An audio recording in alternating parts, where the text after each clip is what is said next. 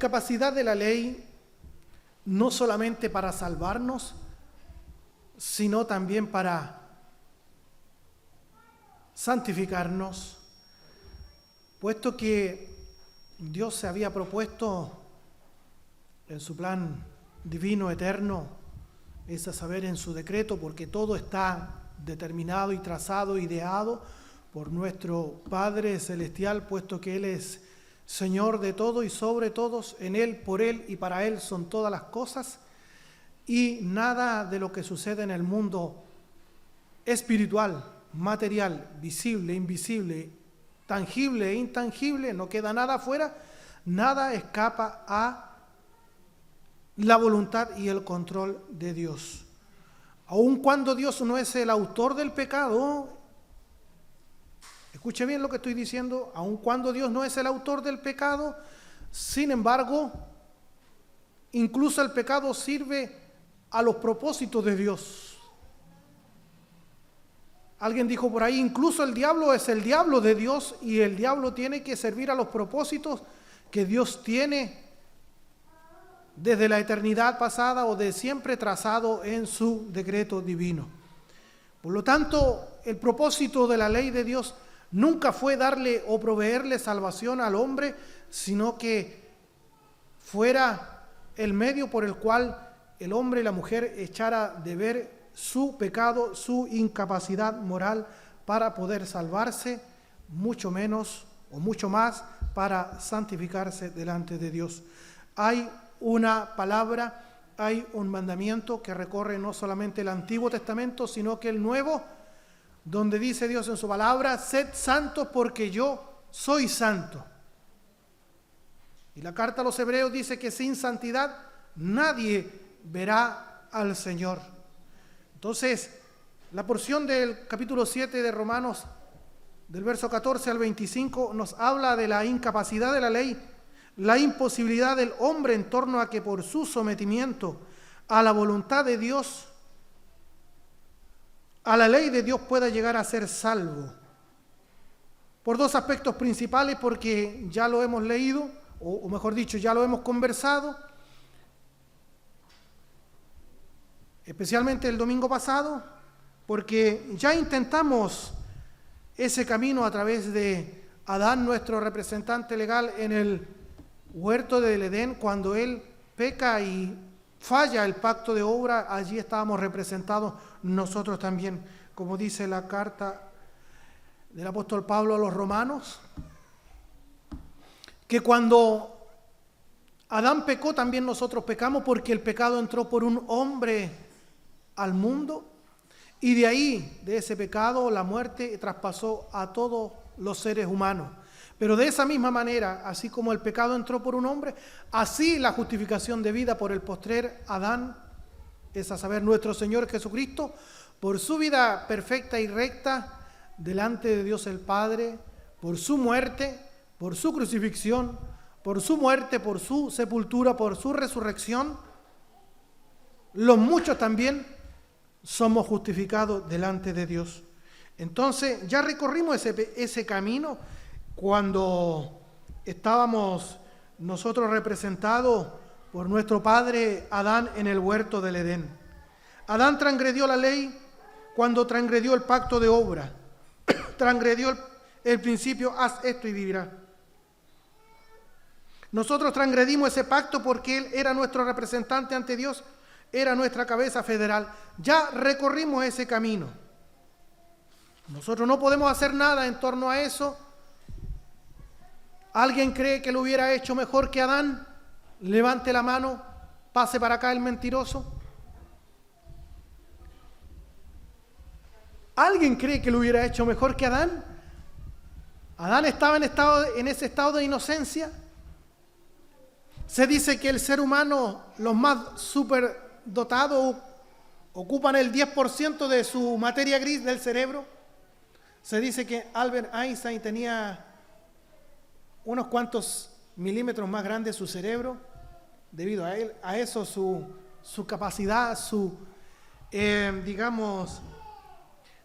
coeficiente intelectual era sobresaliente.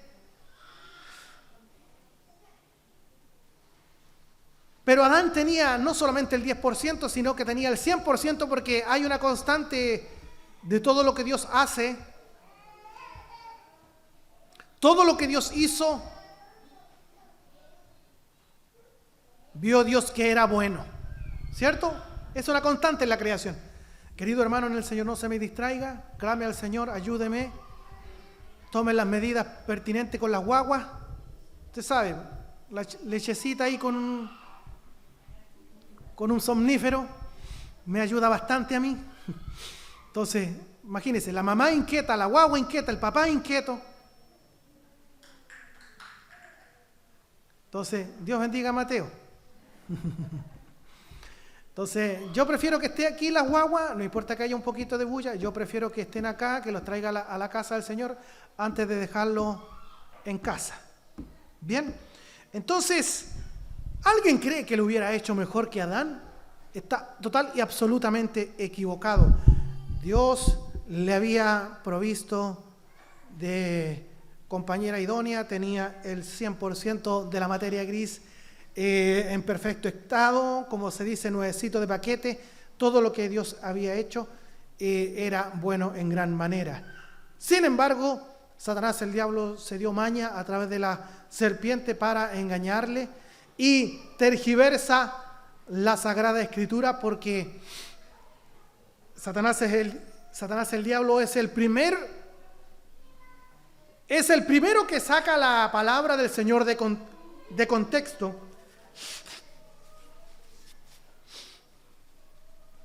Y le dice, con que Dios os ha dicho que no comáis de todo árbol del huerto. Eso no es lo que le había dicho Dios. Dios le había dicho precisamente algo muy distinto. Le dice, de todo árbol del huerto podéis comer. Solamente le prohibió un fruto del árbol de la ciencia del bien y del mal, porque allí estaba probándole su obediencia, ¿ya? Y en segundo lugar,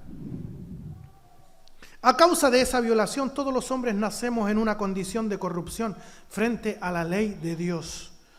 Somos pecadores incapacitados de poder cumplir la voluntad de Dios. La ley que Dios le da a su pueblo en el Sinaí no tenía como objetivo que fueran aprobados por Dios. El propósito era que el pueblo fuera consciente de su estado de pecado al ver su imposibilidad de cumplirla. Porque si usted toma Éxodo, del capítulo 20 al 40, la segunda parte de Éxodo, hay una constante que se repite, que el pueblo no es capaz de poder cumplir la ley. Ellos se comprometen, ellos tienen un buen deseo. Todo lo que te ordene Dios, Moisés, trata tú con Dios nomás. Nosotros vamos a obedecer a todo lo que Dios te mande. Pero era un bonito propósito, algo bonito en el papel, pero en la realidad nunca se llevaba a cabo, porque eso era una comprobación diaria constante de que el ser humano está imposibilitado, incapacitado de poder cumplir la ley de Dios en sus propias fuerzas. Eso es una regla, es una constante para todo ser humano. Entonces, el proceso de la condenación de la ley, que ya vimos en los versículos anteriores del capítulo 7, del verso 7 al 12, la ley revela el pecado del ser humano. También vimos que el pecado toma la ley de Dios, la usa como un instrumento, impulsa al hombre a transgredir esa ley. Y esa misma ley es el que condena al hombre. Este proceso de condenación es muy importante porque nos hace ver la necesidad urgente de un Salvador. Ese principio vital del cristiano, que el cristiano ha muerto a la ley, no solamente como un principio para ser justificado, sino también, como lo decíamos el domingo pasado, para ser santificado. ¿Por qué morimos a la ley incluso como un principio rector para llevar una vida de santidad? ¿Por qué morimos a la ley como un principio para llevar frutos para Dios? La ley por sí misma no tiene la capacidad para santificarnos. Repito eso, la ley por sí misma no tiene la capacidad para santificarlo a usted ni a mí. Alguien podría decir, entonces, ¿para qué la ley? Ya lo venimos diciendo, es para que usted y yo echemos de ver nuestra pecaminosidad, nuestros pecados. La falla no es la ley, puesto que Romanos 7:12 dice que el mandamiento es justo, es santo, es bueno. El problema está en nosotros, que nosotros tenemos esa incapacidad de poder cumplir. La falla no está en la ley de Dios, sino que la falla está en nosotros. La ley de Dios revela, la ley de Dios, los 10 mandamientos de Éxodo 20, revela la voluntad de Dios, revela el carácter santo de Dios.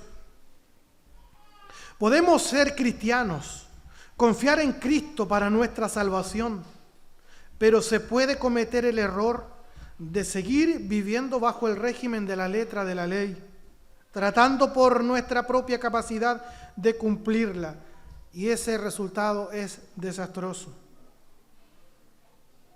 Esta no es la base sobre la que se soporta la vida cristiana. Necesitamos que Dios nos dé la capacidad de cumplirla. Todos, absolutamente todos los que estamos presentes en esta noche, necesitamos que Dios nos dé la capacidad a través de su Santo Espíritu para poder cumplir la ley de Dios. No para salvarnos, porque la salvación no es por obras, para que nadie se gloríe.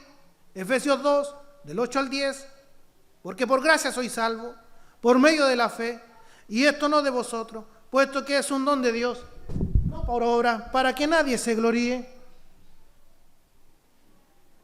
Porque somos hechura suya, creados en Cristo Jesús, para propósito, buenas obras, las cuales Dios preparó de antemano para que anduviésemos en él. ¿Lo leyó igual que yo ahí, en la pantalla? Clarito, ¿cierto? Necesitamos que Dios nos dé la capacidad. Dios debe de capacitarlo a usted y a mí. Hermano, usted, hermana, usted, jamás de los jamases va a poder cumplir la palabra de Dios, la ley de Dios en sus propias fuerzas. No existe ser humano, no existe cristiano que camine esta vida en sus propias fuerzas. Necesitamos urgentemente ser capacitados por Dios. Por eso que el Señor Jesucristo le dice a sus discípulos, les conviene que yo me vaya. Alguien podría decir, pero ¿cómo? Si estábamos tan bien con el Señor, ¿por qué nos va a abandonar el Señor? Y el Señor le dice, les conviene que yo me vaya, porque el Padre mandará otro consolador. Él, el Espíritu de Dios, el Espíritu de gracia, el Espíritu de Cristo, que es el mismo Espíritu Santo, es el que capacita al creyente para vivir la vida recta, piadosa, la vida en santidad.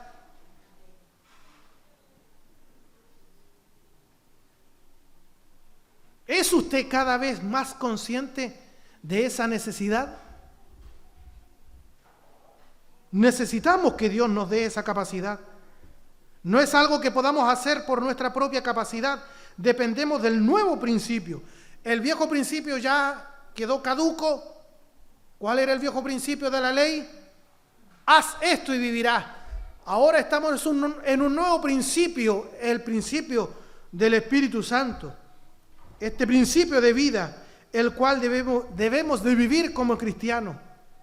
¿Cuál es ese principio? La potencia del Espíritu Santo, la guía del Espíritu Santo. Romanos capítulo 7, verso 6, ¿qué dice?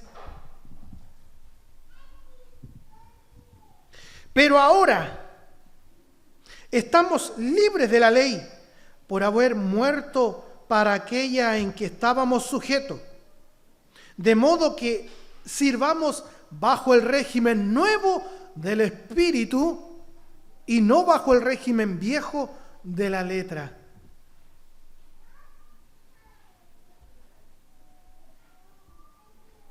Romanos capítulo 7 del verso 14 al 25 ha generado mucho detalle en la historia de la iglesia. Muchos dicen, ¿a quién se refiere? ¿De quién está hablando? ¿De un mundano? ¿De un incrédulo? ¿De un hombre natural? ¿O está hablando de un creyente? ¿A qué se está refiriendo esta sección? Hablamos de una corriente llamada los perfeccionistas, seguidores de Juan Wesley, no quiero, por favor, que al mencionar más de lo normal quizás a este gran varón de Dios, evangelista, pastor, llamado Juan Wesley, que lo estoy denostando. No, estoy criticando solamente una parte de su doctrina, no criticando personas, puesto que fue un gran varón de Dios, un hombre que entregó su vida entera por servir al Evangelio. Incluso entregó todos sus bienes. Se dice que incluso llegó a andar con ropa tan usada, incluso que usaba ropa con parches. Todos los bienes, todos sus recursos lo dejó en bien de la predicación del Evangelio. ¿Ya? Un hombre que Dios usó en gran manera, padre del metodismo. Cuando digo Juan Wesley, solamente estoy criticando ciertas posturas doctrinales, pero no a la persona. Que eso quede bien claro. ¿Ya? ¿Pero qué dicen los perfeccionistas? Dicen que la naturaleza pecaminosa muere cuando nos volvemos cristianos.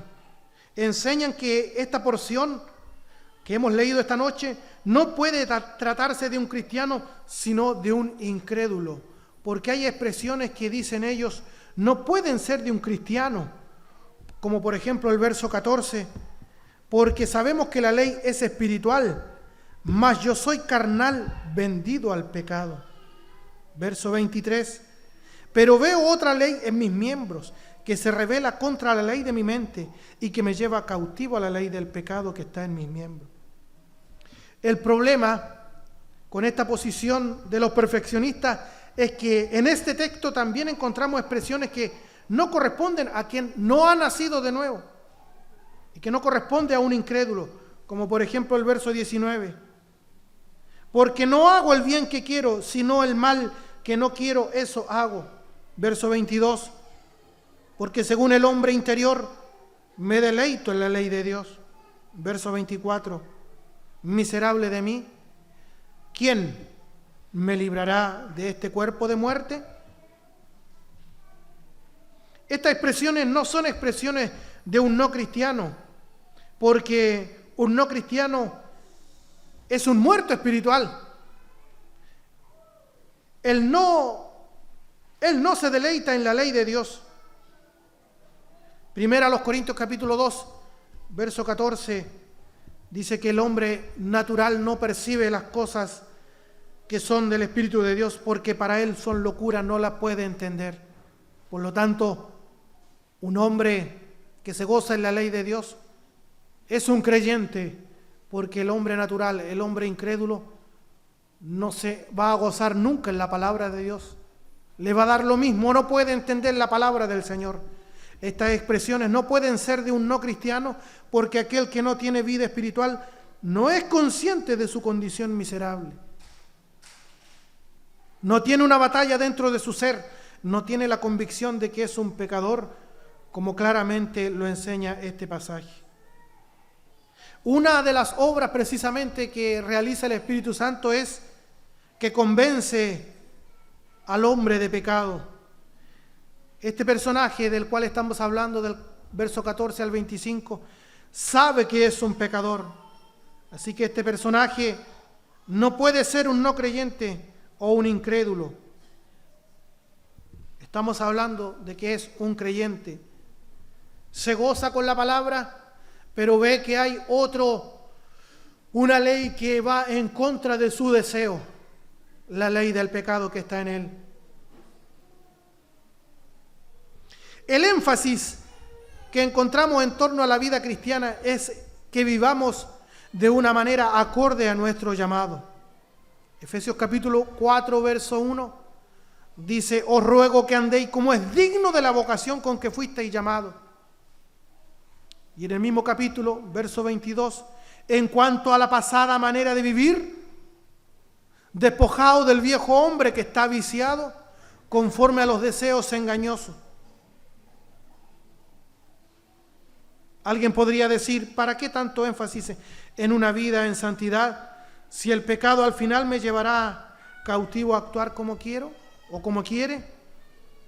Queridos hermanos, es aquí importante entender el propósito del apóstol Pablo en esta sección de la carta. Es mostrar la incapacidad de la ley como principio de vida para llevarnos a producir frutos para Dios. Esta sección, de la cual venimos hablando del domingo pasado y hoy, se refiere cómo aún un cristiano, en sus propias fuerzas, por sus propias determinaciones, en cumplir la ley de Dios, se encontrará fracasado y frustrado porque no será capaz de hacerlo.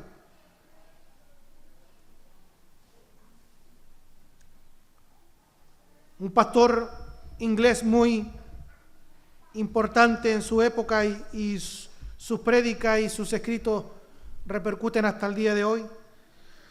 El doctor Martin Lloyd-Jones dice: Romanos capítulo 7 está interesado en mostrarnos el fracaso del hombre regenerado, el fracaso del hombre regenerado, el fracaso del hombre que ha sido nueva criatura, es decir, un cristiano que intenta santificarse a sí mismo en su propia fuerza por medio de la ley.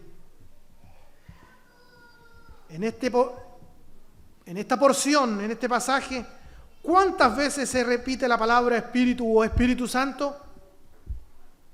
No la vamos a encontrar ni una sola vez. Pero ¿cuántas veces se repite la palabra ego o yo? Se repite más de 15 veces. Lo que describe los versos 14 al 25 es sin duda un cristiano, pero es un cristiano que está tratando de ajustar su vida por sus egos, por su propio yo, por sus propias fuerzas a vivir la voluntad de Dios. Y esto va a generar un contraste con lo que Pablo enseña en el capítulo 8, donde vamos a encontrar la palabra ego o la palabra yo nada más que 2 veces o 3, más no. Y la palabra Espíritu o Espíritu Santo repetidas ocasiones. Hay un contraste claro entre el capítulo 7 y el capítulo 8. Lo que pasa, querido hermano en el Señor, la porción que hemos tomado del capítulo 7, del verso 14 al final, se trata de un creyente, pero un creyente tratando de vivir la vida cristiana, tratando de cumplir la ley de Dios en sus propias fuerzas, con su propio empeño, con su propio esmero, en base a su voluntad, no dependiendo del Espíritu Santo. Por eso que va a encontrar tantas veces la palabra yo. Yo soy carnal, vendido al pecado, y veo en mí, en yo, no puede decir en yo, en mí. Entonces se repite mucho el yo, el yo, el yo. Y como vamos a ver en el último versículo que da el problema y da la solución, el verso 25, el problema es el yo. El problema soy yo mismo. Y por eso que entramos al capítulo 8, que es la vida normal del cristiano, vivida en dependencia y poder del Espíritu Santo. Y en el capítulo 8, a diferencia del capítulo 7, ya no encontramos la palabra yo, sino que encontramos en repetidas ocasiones la palabra Espíritu, Espíritu Santo. Eso es muy decidor porque no es el capítulo 7 la pauta para que nosotros vivamos nuestra vida cristiana, sino que la pauta la da el capítulo 8. Por eso que dice el capítulo 8, ahora pues, dice el verso 1, ninguna condenación hay para los que están en Cristo Jesús. ¿Quiénes son los que están en Cristo Jesús? Los que no andan. Y la palabra andar, el apóstol Pablo la usa mucho, en repetidas ocasiones, en diferentes cartas, y la palabra andar es vivir. Teológicamente, la palabra andar es vivir. Los que no andan, los que no viven conforme a la carne, sino conforme al Espíritu. Porque la ley del Espíritu de vida en Cristo Jesús me ha librado de la ley del pecado y de la muerte. Porque lo que era imposible para la ley, por cuanto era débil por la carne, Dios enviando a su Hijo en semejanza de carne de pecado, a causa del pecado condenó al pecado en la carne, para que la justicia de la ley se cumpliera o se cumpliese en nosotros, que no andamos, o sea, que no vivimos conforme a la carne, sino conforme al Espíritu. Porque los que piensan en la carne, porque los que son de la carne piensan en las cosas de la carne, pero los que son del Espíritu, en las cosas del Espíritu. Porque el ocuparse de la carne es muerte, pero el ocuparse del Espíritu es vida y paz. Por cuanto los designios de la carne son enemistad contra Dios, porque no se sujetan a la ley de Dios ni tampoco pueden. Y los que viven según la carne no pueden agradar a Dios. Mas vosotros, más usted y yo, no vivimos según la carne, sino según el Espíritu. Esa es la vida normal del creyente, siendo vivida en total dependencia del Espíritu Santo. Dios el Padre nos capacita a través del Espíritu Santo para vivir nuestra vida cristiana. De lo contrario, usted y yo cada día vamos a fracasar, porque ya hemos comprobado latamente de que nosotros no estamos capacitados para vivir ni un día siquiera delante de la presencia de Dios, dependiendo en nuestras fuerzas. El fracaso en torno a las propias fuerzas del cristiano, al ajustarse a un régimen de normas para llevar fruto a Dios, en vez de ajustarse a crecer espiritualmente, a que el Espíritu Santo desarrolle con potencia en su vida su accionar en torno a llevar fruto para Dios. Queridos hermanos, la ley de Dios es su voluntad, pero si nos sometemos a ella como un acto de nuestra voluntad, solamente con toda seguridad fracasaremos. Este no es el principio de vida para un cristiano, para poder hacer la voluntad de Dios. Ha colocado como base una base errada, endeble sus propias fuerzas. Los hombres, todos, no nacemos santos, no nacemos justos y buenos, ni siquiera nacemos en un estado neutral. Nacemos con una naturaleza contraria al carácter santo de Dios. Es a eso a lo que se refiere Pablo cuando dice: mas yo soy carnal, vendido al pecado. Alguien podría decir o pensar, pero eso era cuando no éramos cristianos. Pero ¿quién nos dijo que cuando Dios nos dio vida espiritual nuestra naturaleza pecaminosa desapareció? Todos estamos conscientes de que nuestra naturaleza pecaminosa está presente. Todos nosotros sabemos eso. Cristo nos ha hecho libres del poder condenatorio de la ley, pero si seguimos buscando en la ley el poder, el principio que motive nuestras acciones, eso no es reconocer la naturaleza pecaminosa de nuestro ser. Pablo está describiendo en su persona el carácter y amplitud de la debilidad de los creyentes. Este es el conflicto de la persona regenerada, suyo y mío. ¿Cuál es ese conflicto? Ese conflicto lo ha traído usted desde que Cristo lo convirtió. Yo también. Y ese conflicto estará hasta el último día de nuestras vidas. Ya hemos aprendido que la santificación aquí no va a ser perfecta. Es un proceso. ¿Sabe cuándo va a ser total y perfecta? Al 100% podría decirse. Cuando Cristo vuelva por nosotros. Y lleguemos a una experiencia llamada la glorificación. ¿Cuál es ese conflicto? Todos tenemos este conflicto. La persona regenerada anhela cumplir la ley de Dios. Todos anhelamos cumplir la ley de Dios. Y al final vamos a poner un ejemplo y vamos a terminar con ese ejemplo. Todos, usted y yo, anhelamos cumplir la ley de Dios. Todos queremos cumplir la ley de Dios. Pablo también quería cumplir la ley de Dios, pero se dio cuenta que había una ley. Estaba la ley del pecado y se dio cuenta de que era malo de adentro. El mal está en mí. Dice, yo me alegro, yo me gozo, me deleito en la ley de Dios, pero veo esta ley que me lleva a hacer lo que no quiero. Eso hago. ¿Qué llega a decir de él mismo? Felicitaciones, Pablo. ¿Qué llega a decir de él mismo? En una sola palabra.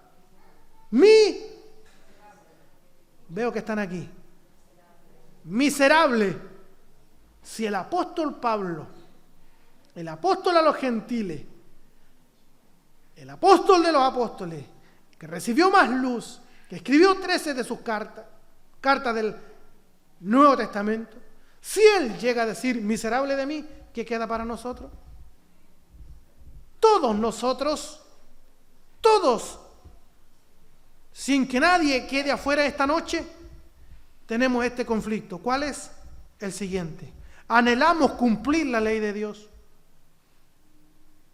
Nos gozamos con la palabra, lloramos con la palabra, hacemos promesa a Dios. Ahora sí, mi pastor, ahora sí, mi pastora, cuente con este voluntario, cuente con esta Dorca, cuente con este predicador. Ahora sí, nos gozamos en la ley de Dios. Y trazamos metas. Ahora sí que este año me pongo las pilas. Anhelamos cumplir la ley de Dios, pero encontramos que por nuestra propia cuenta no podemos hacerlo. Está la voluntad, pero no está la capacidad. ¿Y por qué no tenemos esa capacidad? ¿Qué dice el verso 16? Y si lo que no quiero, esto hago, apruebo que la ley es buena. Verso 17.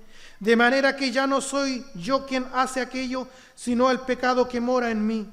Verso 20. Y si hago lo que no quiero, ya no lo hago yo, sino el pecado que mora en mí. Esta expresión no tiene el sentido de una excusa. Decir, yo no soy el que hago esto, sino el pecado que mora en mí. Echen la culpa al pecado, que tengo que ver yo. No es una excusa, sino que es más bien un reconocimiento de que el pecado, morando en el cristiano, usurpa el control de su vida.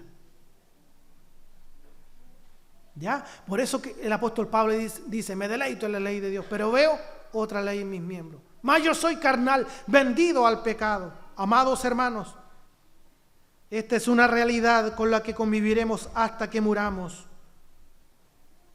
¿Qué dice el verso 21? Así que este verso 21 es su radiografía, hermano, y es mi radiografía. Aunque seamos nuevas criaturas. Mire lo que dice.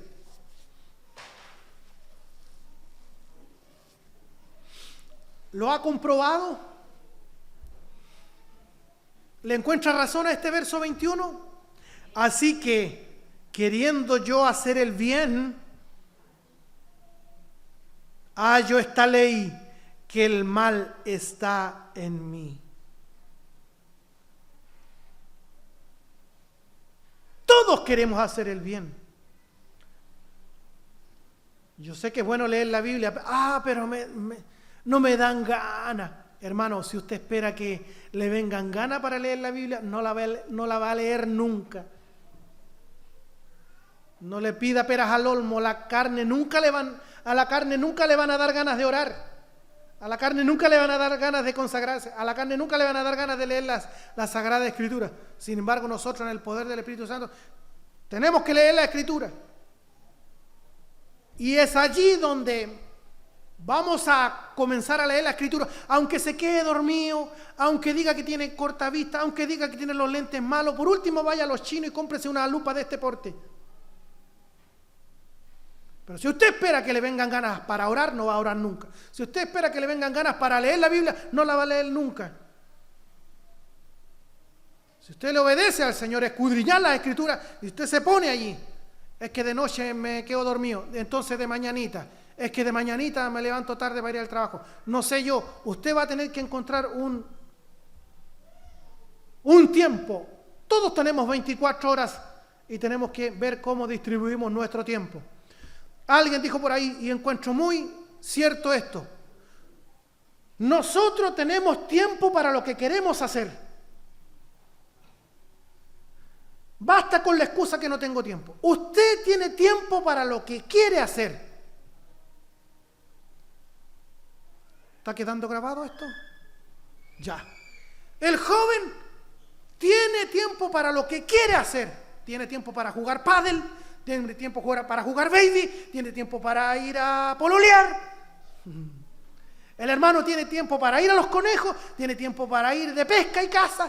La hermana tiene tiempo para ir a spinning, tiene tiempo para ir a kickboxing. La otra hermana tiene tiempo para ir a cerámica en frío, para crochet. Nosotros tenemos tiempo para lo que queremos tener tiempo. No me diga que no le queda tiempo, por favor.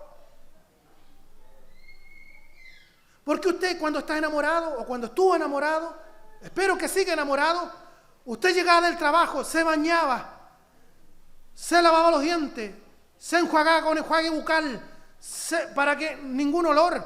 Ahora, ¿sigue usando el cepillo de dientes? ¿O porque está casado ya no lo usa? Entonces, buen desodorante, buena colonia. Si no quedaba tiempo para tomar once, no importa, pero tenía que estar allí pololeando. Hay tiempo para lo que realmente nosotros queremos hacer. Tenemos tiempo para lo que realmente nosotros queremos hacer. ¿Me entendió? Ya me enredé. Pausa, voy y vuelvo.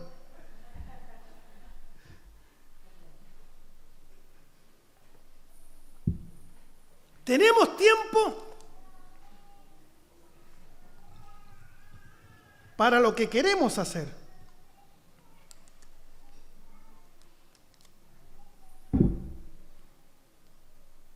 John Piper es un pastor muy reconocido dentro de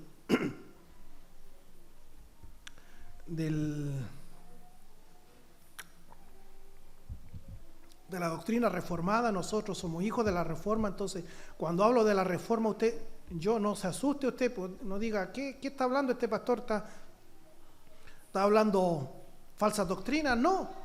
El 31 de octubre pasado celebramos la reforma, ¿cierto? Ya, pues. Entonces no se me espante. John Piper dice, si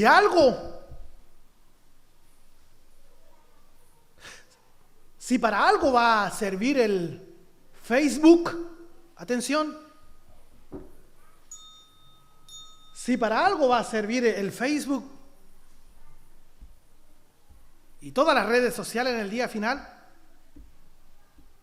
si para algo va a servir delante de la presencia de Dios, es para demostrarnos el Señor de que eso de que no teníamos tiempo era una mentira. No puede ser que la cristiandad, oiga, las redes sociales, media hora, no es media hora, nos estamos acomodando recién. 5 horas, fácil, 5 horas, fácil. 6 horas, ¿sí o no? Esa cuestión, si no la controla usted,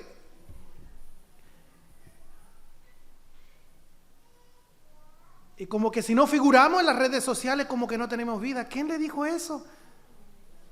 Nuestra vida está en Cristo, en Dios. Hoy amanecí triste. ¿Usted cree que a la gente a su alrededor le va a importar eso? Y ponemos frases que están tan reñidas con la palabra del Señor.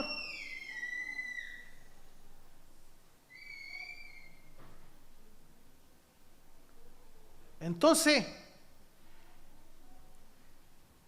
si nosotros amamos la palabra del Señor, amamos los medios de gracia, vamos a dejar tiempo para atender a la palabra del Señor.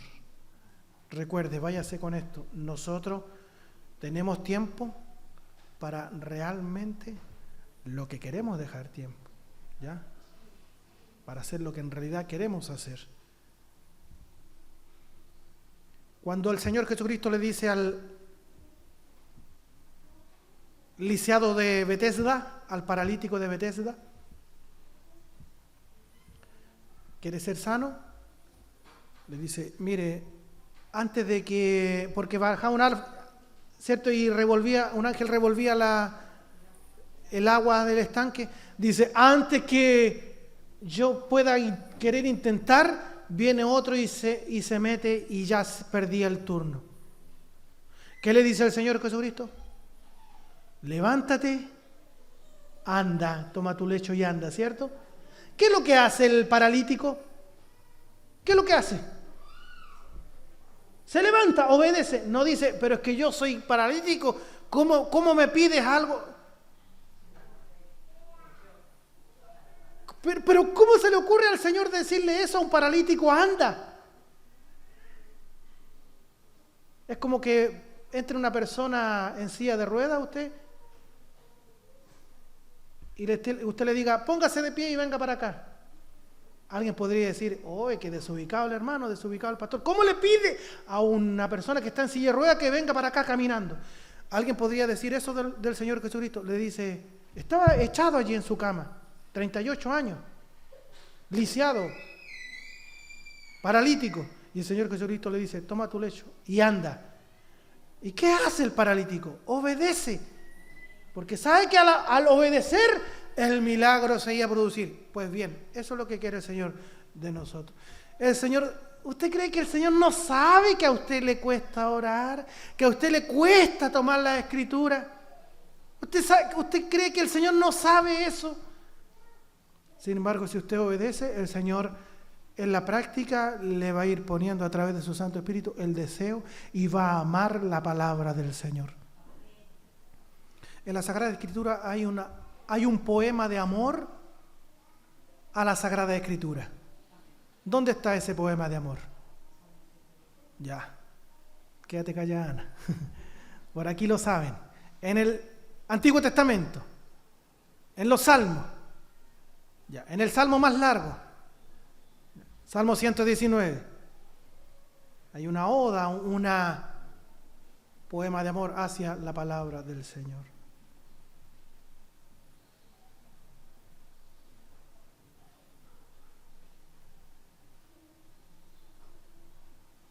El mal, ese es el problema. Vuelvo a leer el verso 21. Así que queriendo yo hacer el bien, hallo esta ley. ¿Ha encontrado usted esa ley? ¿Ha experimentado esa ley? Yo queriendo hacer el bien, hallo esta ley. ¿Cuál ley? Que el mal está en mí. ¿Se da cuenta por qué no adherimos a la doctrina perfeccionista? Que dice que desde que fueron cristianos ellos ya nunca más tuvieron que lidiar con el pecado. No. Nosotros hemos sido libertados del pecado. Ya el pecado no reina sobre nosotros. Cristo en Lucas 4 dice que Él vino como lo dice Isaías, a los presos apertura de la cárcel. Hemos sido libertados del pecado. Pero ahora es nuestro deber que el pecado no reine una vez más en nuestro cuerpo mortal, de modo que lo obedezcamos, dice la palabra del Señor. Entonces, amados hermanos, esta es una realidad con la que conviviremos todos los días de nuestra vida. Hay un principio activo presente en nuestro ser, el mal. El mal en nuestro ser no es un aspecto pasivo, el mal está activo. No desaparece cuando llegamos a ser de Cristo, sigue presente. Martín Lutero dijo, el cristiano es un justificado, pero pecador. Martín Lutero, ¿lo ubican? ¿Se ha topado con él? ¿En la plaza? ¿Dónde lo ha visto? Martín Lutero. Dijo Martín Lutero, el cristiano, muy cristiano puede ser, es justificado, pero es un pecador. Versos 22 y 23. Porque según el hombre interior, según la mujer interior, me deleito en la ley de Dios, pero veo otra ley en mis miembros que se revela contra la ley de mi mente y que me lleva cautivo a la ley del pecado que está en mis miembros. Por eso necesitamos urgentemente al Espíritu Santo necesitamos su poder, necesitamos su gracia para dar la guerra.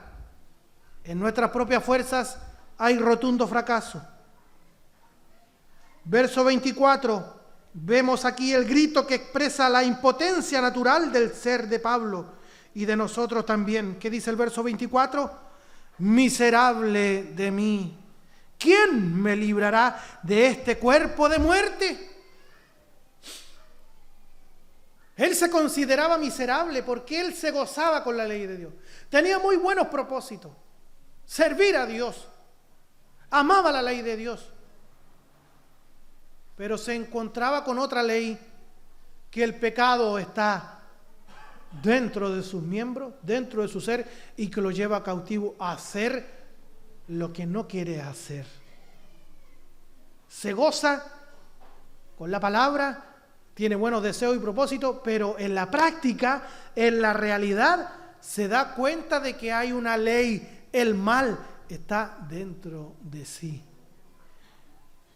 Y cuando saca esas cuentas, Pablo dice, yo soy un miserable. Ahora, yo tengo que ser un pastor humilde y decir, y encontrarle razón de que yo también estoy en esa misma condición. Al sacar esas cuentas, por supuesto, tenemos que considerarnos miserables. Ahora no sé si usted saca esas mismas cuentas o encontrará que es muy fuerte la palabra miserable. ¿Se acuerda de esa serie, Los Miserables? Se me cayó el carné. ¿No? Un libro, una obra, un clásico. Miserable de mí, ¿quién me librará de este cuerpo de muerte? El grito expresa la impotencia natural del ser de Pablo y de nosotros también. Pero el apóstol Pablo tiene la respuesta a esta incapacidad y la respuesta es Cristo. ¿Qué dice el verso 25? En el verso 25, que es el último, habla del problema y habla de la solución. Está en orden invertido. Primero habla de la solución. Dice, gracias doy a Dios por Jesucristo, Señor nuestro. Así que yo mismo, ahí está el problema, en el yo mismo con la mente sirvo a la ley de Dios. Ese yo mismo, tratando de hacer las cosas por su voluntad, el ego allí presente como centro, no Cristo siendo el centro, sino que el yo mismo quiere hacer bien las cosas, como el niño pequeño. No, yo solo. Ese yo mismo con la mente sirvo a la ley de Dios, más con la carne a la ley del pecado. En este versículo 25 está planteado el problema y la solución. El problema es el yo mismo. El yo aparece repetidas veces desde el versículo 14 en adelante. El yo mismo es la expresión de aquel que solo recurre a sus propias fuerzas para vivir según la voluntad de Dios. Queridos hermanos, este es el camino equivocado. La solución. ¿Cuál es la solución? Cristo Jesús, Señor nuestro.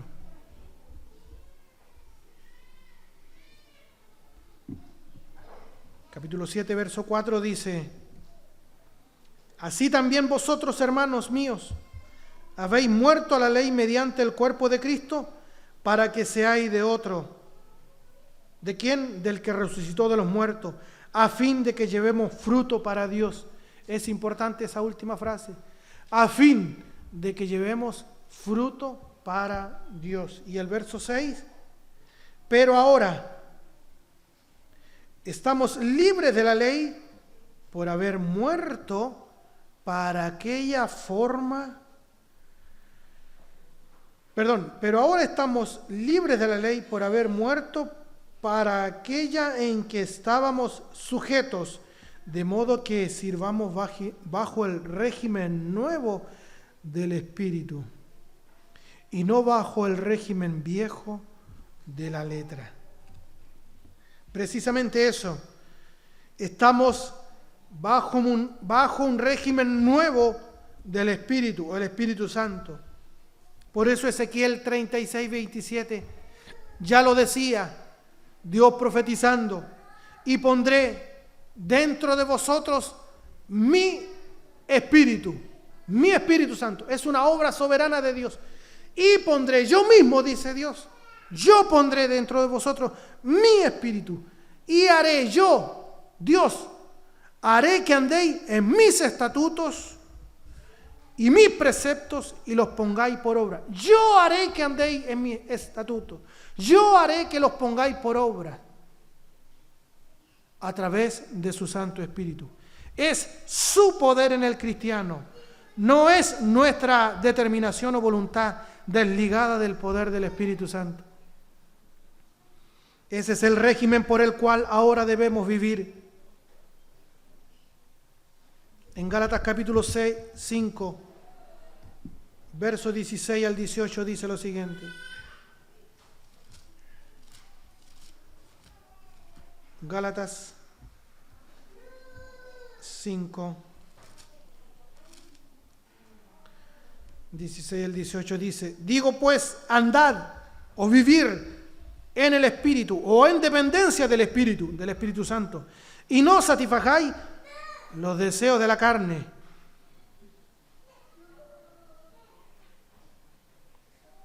Porque el deseo de la carne es contra el Espíritu, y el del Espíritu es contra la carne, y estos se oponen entre sí. Hay dos fuerzas. Vamos a ver que en Romanos 7, del 14 al 25, está el cristiano solo, sin el auxilio del Espíritu Santo, tratando de guardar y cumplir la palabra de Dios, cumplir la voluntad de Dios, la ley de Dios. Y más temprano que tarde se va a encontrar un cristiano fracasado, de que se goza en la palabra, pero en sus propias fuerzas no puede cumplir. Por eso que es un cristiano frustrado y tiene que darle la razón al apóstol Pablo de decir: miserable de mí, soy un miserable. Pero en Gálatas capítulo 5, del 16 al 18, vemos al Espíritu Santo del lado del cristiano dándole la batalla al cristiano. Vemos al Espíritu Santo al lado del cristiano dándole la batalla al pecado. Porque el deseo de la carne es contra el Espíritu y el del Espíritu es contra la carne. Y estos se oponen entre sí para que no hagáis lo que quisierais. Pero si sois guiado por el Espíritu, no estáis bajo la ley. Hasta ahí solamente. Entonces en Gálatas capítulo 5, aquí aparece el Espíritu Santo batallando para que el pecado no nos lleve a hacer lo que quisiera con nosotros. En Romanos capítulo 7 vemos al cristiano viviendo en sus propias fuerzas sin el auxilio del Espíritu Santo. Entonces ahora que estamos en el régimen nuevo del Espíritu Santo, este principio que debe regir nuestra vida es que Dios, por medio de su Santo Espíritu, se imponga sobre nuestra naturaleza caída. Gálatas capítulo 2, versos 19 y 20.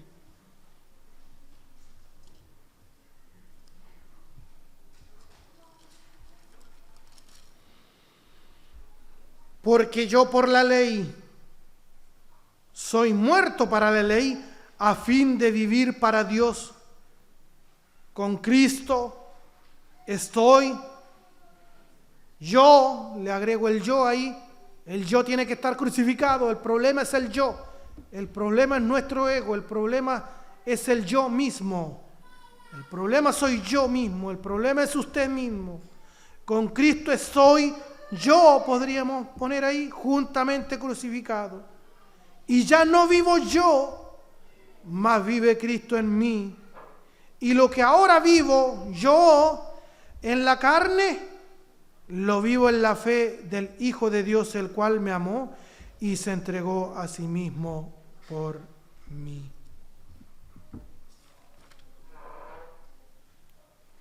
Pongo el ejemplo raudamente del apóstol Pedro para terminar. ¿Se lo grafico todo lo que hemos estado hablando en esta noche? Agradezco que preste atención.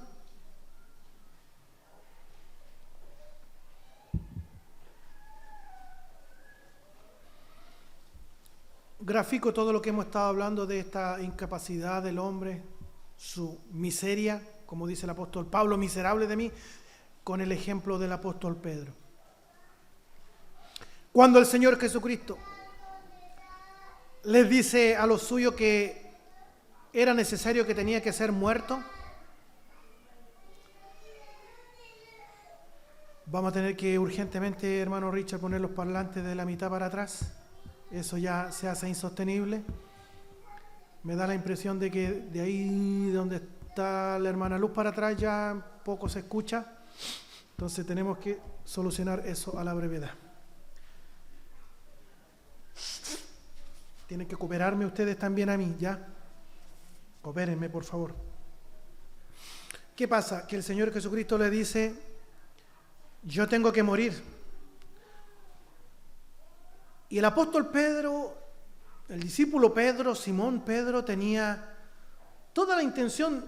Él era sincero cuando dice: si es necesario, yo pondré mi vida por ti, voy a ir contigo a la muerte. Y el Señor le dice: Pedro, ¿tu vida pondrás por mí, Pedro? Yo te voy a decir lo que va a pasar. Yo te voy a decir lo que vas a hacer tú.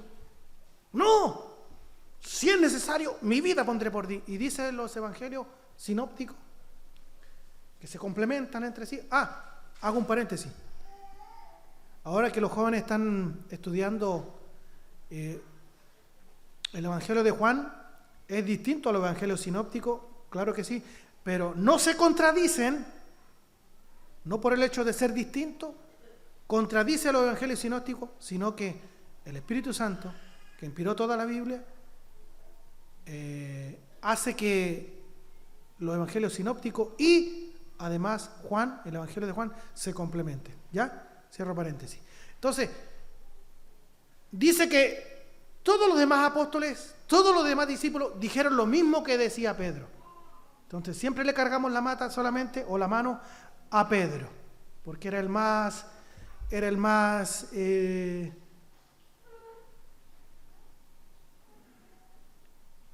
siempre salía con la respuesta, siempre era el más rudo, siempre como que salía a la defensa a los demás, ¿cierto? Entonces, Pedro era de esa característica, ¿ya? Si había que comer, comían, si había que tomar, tomamos, si había que pelear, peleamos. Entonces, respondía siempre y salía a la defensa. Un hombre rudo. Entonces él siempre respondía y le dice: Señor, mi vida pondré por ti. Le dice: ¿tu vida pondrás por mí, Pedro? Yo te voy a decir lo que va a pasar. Antes que el gallo cante, me negarás 3 veces. Y vuelve a afirmar Pedro y dice: no. Y dice que todos los demás discípulos dijeron también lo mismo. Pedro tenía buenos deseos, buenos propósitos. Como Pablo dice: yo me deleito en la ley de Dios, tengo buenos deseos, tengo buenos propósitos. Se da cuenta de que esto que vivimos nosotros, este conflicto que vivimos en nuestro ser, no es distinto a lo que vivió Pedro, no es distinto a lo que vivió Pablo, no es distinto a lo que vivieron todos los hombres de la Sagrada Escritura. Es algo muy normal y propio. Por eso tenía que venir el Espíritu Santo, porque nosotros caminamos hasta el último día en dependencia del Espíritu Santo. Porque usted solo, yo solo, sin el Espíritu Santo, nosotros somos pan comido. ¿Me está comprendiendo? Entonces, por eso, ¿qué jactancia hay en ser cristiano? No hay ninguna jactancia. Por eso es que la honra, la gloria y la alabanza tiene que ser para el Señor. No se admire usted de que el hermano nunca más vino a la iglesia. Nosotros estamos aquí, es por pura gracia y misericordia de Dios.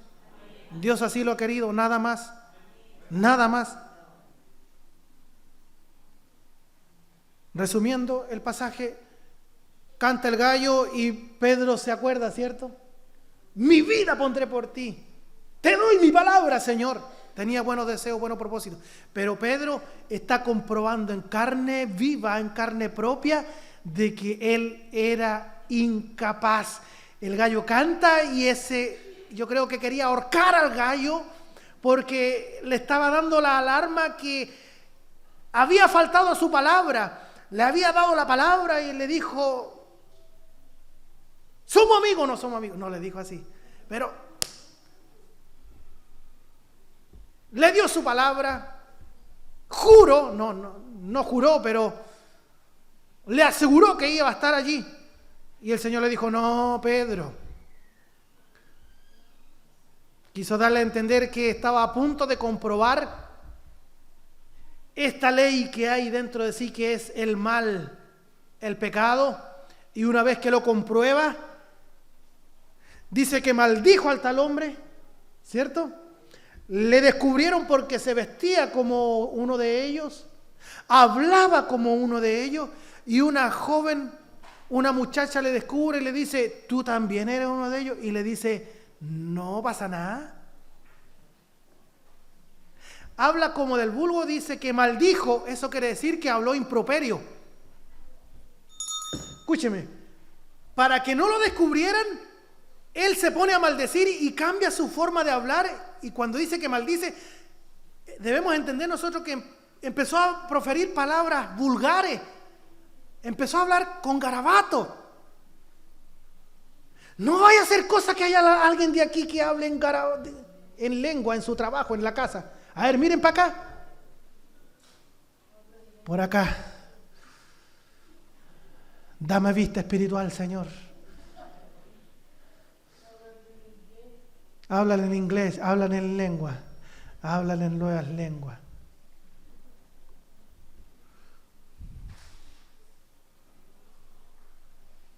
No, pues hermano, hermana, usted no puede hablar con sapo y culebra en su casa, en su trabajo, no.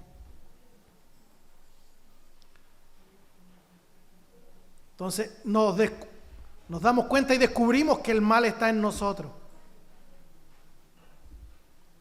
Y cuando Pedro comprueba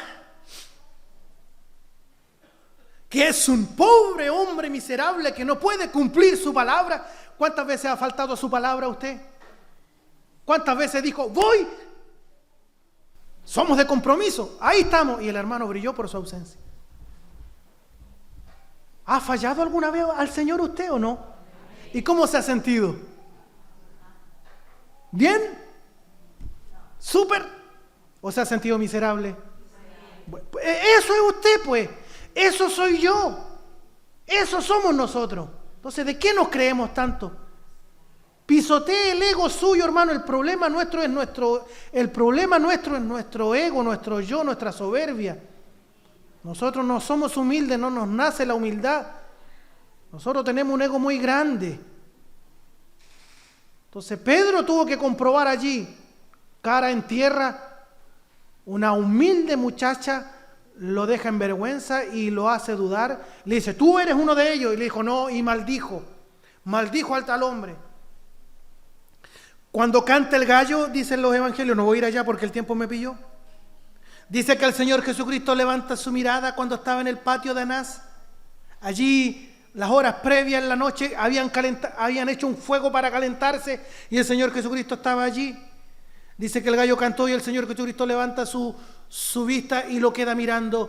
Y esa mirada del Salvador traspasa el alma, traspasa el corazón de Pedro. Pero no era una mirada condenatoria, era una mirada de compasión, porque él lo entendía perfectamente que en sus fuerzas no podía hacer nada el hombre Pedro.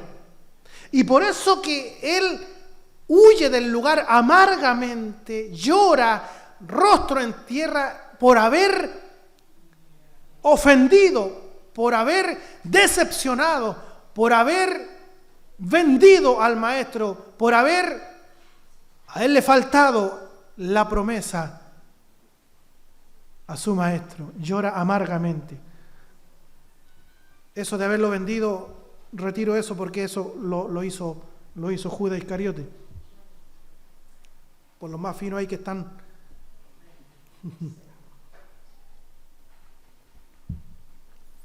más atentos. Pues bien, Pedro comprueba su incapacidad.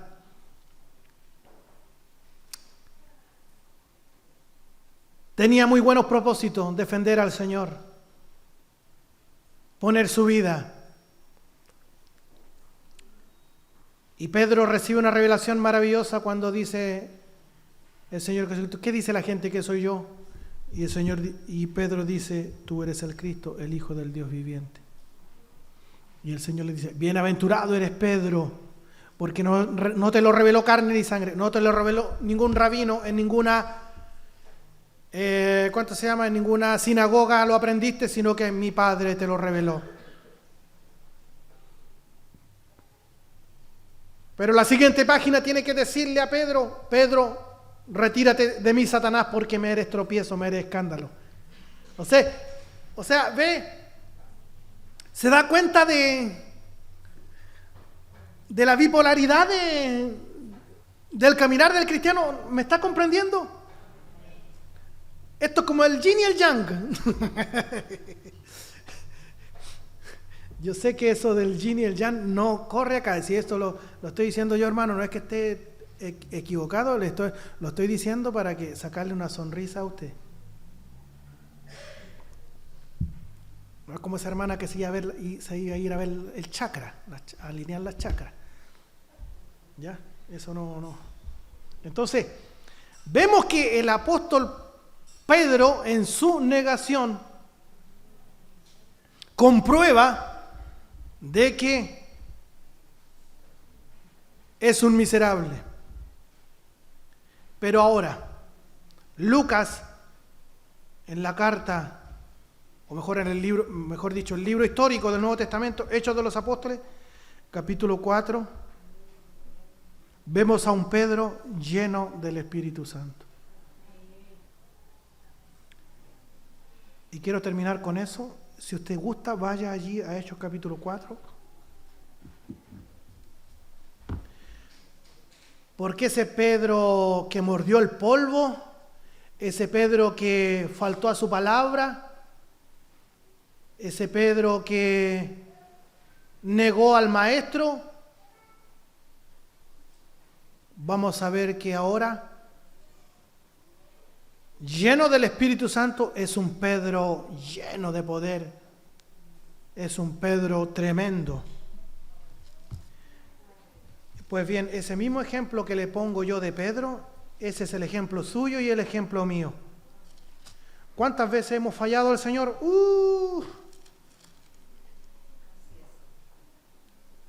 Gracias al Señor que es un Dios de oportunidades, porque nos ha dado tanta oportunidad a Él, ¿cierto? Hechos capítulo 4.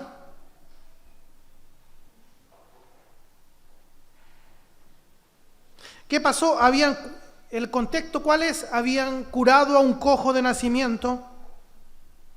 En el templo La Hermosa ponían al cojo a mendigar, ¿cierto?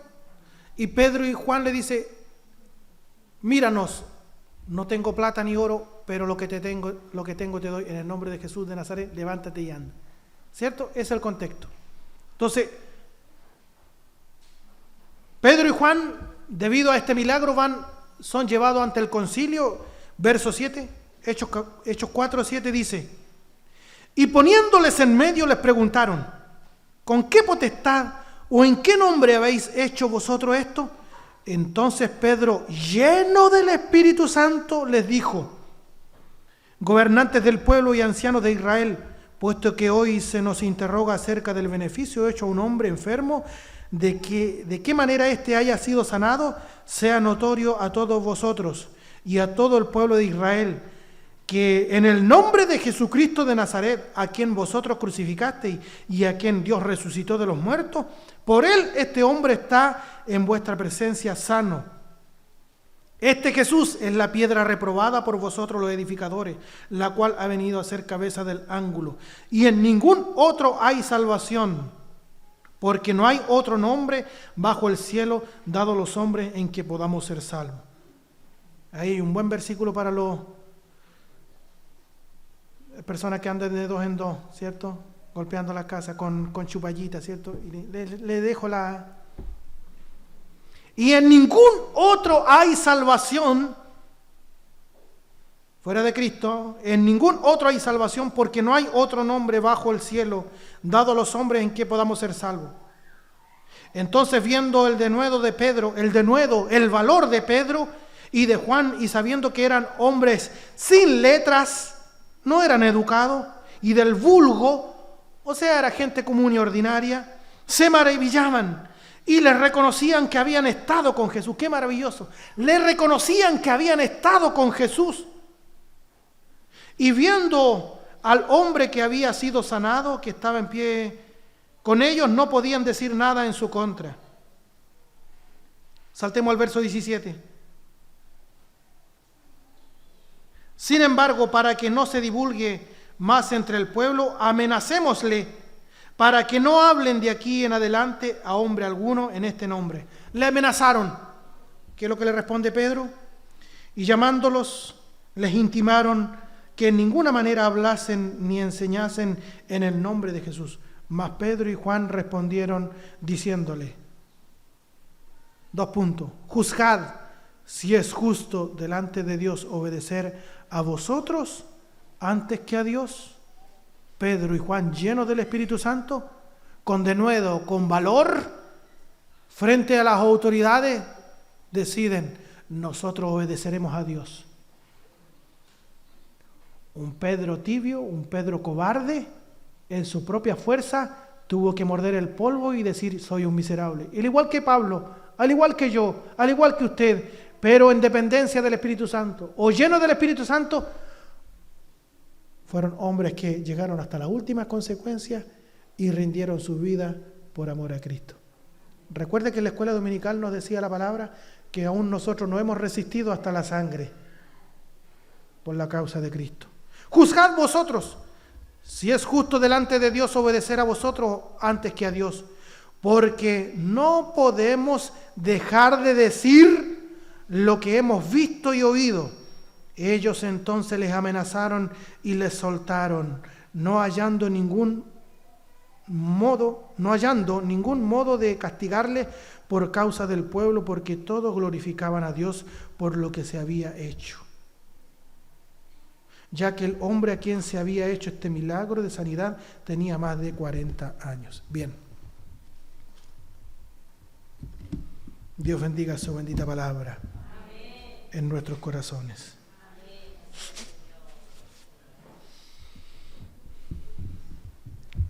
Miserable de nosotros si pretendemos caminar el Evangelio en nuestra propia fuerza.